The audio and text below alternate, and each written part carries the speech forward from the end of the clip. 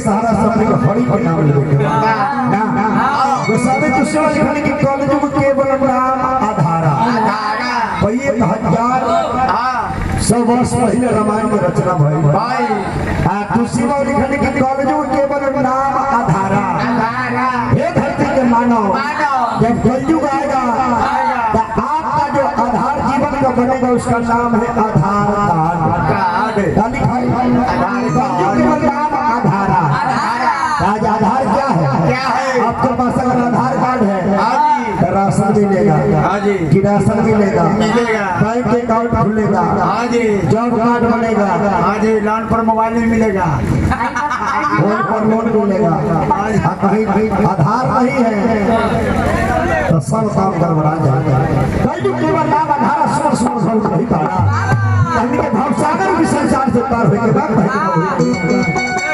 किसी